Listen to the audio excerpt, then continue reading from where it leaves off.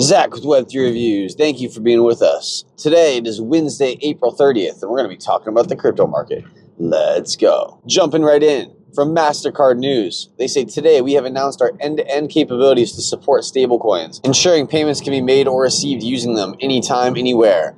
Alongside proven leaders across Web3, finance, and fintech, we're empowering consumers and businesses to use stablecoins as easily as the money in their bank account. Look at this from DigitalG. When Mastercard issues you a prepayment card that allows you to load XRP as your balance, you know XRP is a chosen one. This offering runs alongside your Ledger account, which can be managed via a phone app. We see right here, we got this Mastercard branded credit card. Supposedly you could load up with the XRP. I remember when Uphold had this. I had an Uphold card, and you could spend your crypto wherever you wanted as cash. It got shut down in the USA. That was pretty sad. But we're not too far off from that being a thing, man. That was a cool thing.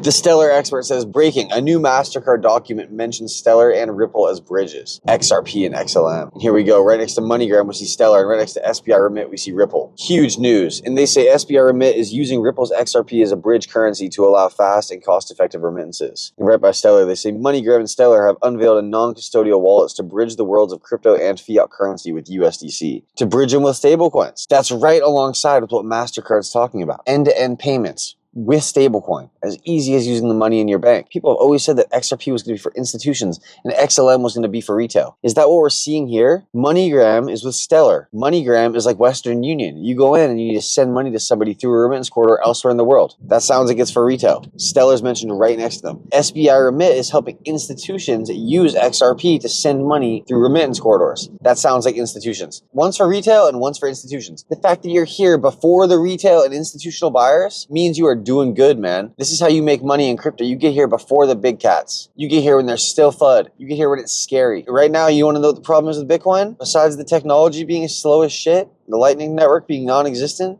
there's no fear. There's no fear. You have Michael Saylor just buying like a Giga Chad, saying we're going to keep on going, telling people to get a second mortgage on their house and buy Bitcoin. There's no fear. There needs to be some fear, uncertainty, and doubt. Or you can take that as a big sign that your token is done. If it's just for certain, if everyone is 100% on the same page that we're going to keep going up, yeah, you're done, dude. And we have people predicting a $250,000 Bitcoin in the short term. I just disagree. I don't think it's going anywhere. All right, maybe that makes me a naysayer, but I think we'll be lucky if Bitcoin stagnates out at around 100K. This will be where it'll sit. Even if it does get up to 250K, that's a times 2.5. It's not like that's anything to write home about. You have $100, it turns to 250. Dude, if I have $100 in the right crypto, I want to see that turn into 1,000. I want to see that turn into 10,000. That's something to write home about. You hit a times 100 in crypto, you can feel pretty good about yourself. Make sure you pull some out, man. Leave the casino. Don't be a prisoner of hope. Don't be that hopeless optimist who's just fucking continuing to put money in, even at the top of a chart. Dude, that was me. 2018, I was buying $18,000 Bitcoin. All right. Bitcoin went all the way down to $3,000. I kept buying because that's who I was. I just kept buying. That's my Bitcoin story. X Finance Bull says that XRP is written in MasterCard's remittance report, and you're still bearish. SBI is already using it as a bridge currency. Billions will rely on XRP's rails. It's only a matter of time. Price is about to catch up soon. Repost if you're bullish on XRP. Everyone's talking about this, man. Jack the Rippler's talking about this. The new MasterCard document mentions XRP as a bridge currency.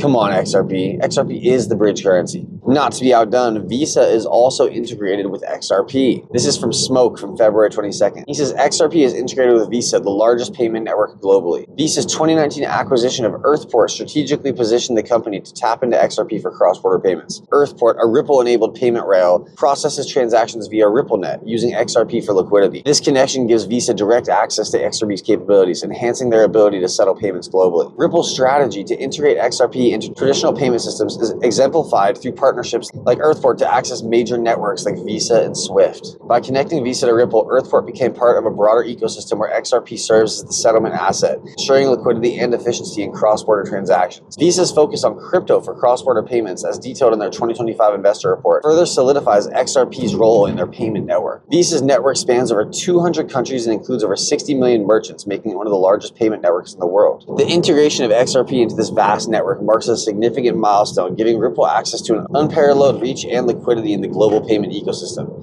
The connection between Visa and XRP through the Earthport partnership is clear, and proof is in the documents below. Looking at these documents, we see the XRP logo down here. Check this out. Leading Alpha, he says breaking, and he misspells it. FLR passes the XRPL in daily active addresses. Almost all metrics I look at indicate that Flare Networks is vastly undervalued compared to XRP. Fishy Business Flare says, question, which is more likely, Flare doubling its market cap from 1 billion to 2 billion or XRP doubling its market cap from 132 to 264 billion? Now, the thing is the use case. I think we're talking about Visas, we're talking about Mastercards. We're not talking about for Flare. We're talking about Flare piggybacking off the fact that XRP users have this giant use case. So while I do see a lot of room for growth on Flare's side, I'm not going to count out XRP's room for growth just because Flare is so much smaller. XRP is going after moving quadrillions of dollars a year. There is no question Flare would 10 times before XRP 2 times. We'll have to see, man, because this was the same argument when XRP was 50 cents. Flare was 4 cents and XRP was 50 cents. We look at what happened. XRP did it times 5. Flare went down. Cat Analyst says, time will tell, but from where I sit, Flare is breaking through every single technical barrier that exists today in the crypto space. Zero friction is achieved only through decentralization. Check this out. Flare continues to move independently from the market and looks ready to make another stab at resistances. With extremely positive news developments and momentum and an astounding doubling in total volume locked overnight, this could be a life-changing week/month for holders. Don't miss this opportunity. Leader Alpha again. This is about the most bullish total volume locked chart in crypto. People that see this and aren't front-running the likely price movement are disconnected from reality. Get ready for the I told you so. This is fucking nuts, he says. Total volume locked in DeFi, 69 million, which is up 54% over 24 hours. 25 million was added to Flare's total volume locked overnight. And we see that Blockbones has rarity-based rewards coming out. I was talking about this the other day, how I didn't know if it had come out or not yet. They're going to be giving away 500,000 Flare. If you're holding a fully fused Blockbones, you have a chance to get this Flare, all right? All you need to do is have a fully fused Blockbones, and you'll get your share of 500,000 Flare distributed right to your Bifrost wallet. Easy money, man. Easy money. I like holding the Blockbones. I gave one out the other day to someone on the channel. People are trying to connect the dots based off this crypto post that Hugo put on Twitter on April 17th, where he said, weird how true it is that you wait for a bus for a long time, and then 6 turn up in short succession. Flare community responded, I have a feeling it's going to be a busy month. And then they responded to this post and they said, the first of 6 buses have arrived. Is the total volume locked? What's the first of 6 buses? Crypto Insight UK says Flare season, XRP DeFi season. Flare is currently sitting at 1.775 cents. Not bad, man. If you want to get in on some Flare, it's a good time. It's a good gamble to be taking a stab at Flare, okay? It's ranked number 63 all-time out of all cryptos in existence.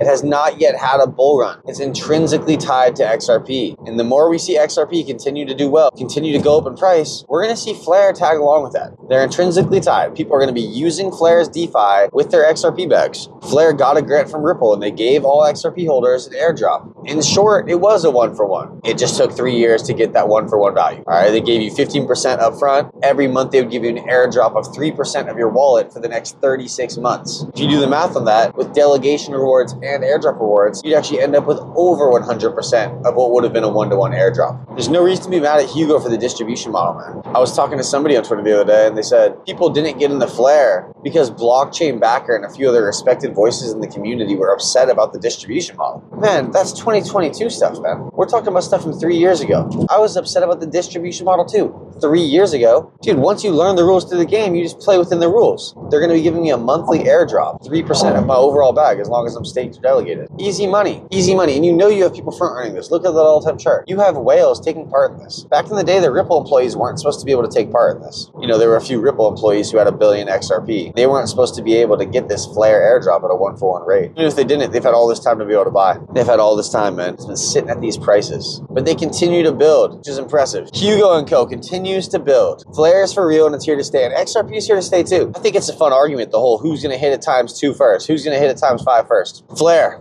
We got to remember that XRP already did that. We were sitting at 50 cents with Flare at 2 pennies, with Flare at 4 pennies. XRP went on to hit $3. We're sitting at $2.20. Flare is still stagnated out at 1.7 cents. But good things are coming, man. The buses are arriving. The 6 buses are arriving in short order. And they're going to take Flare to the fucking moon, dude. Going on that moon bus. Have your moon boots ready. Zach with Web3 Reviews. Thank you for being with us. Until next time.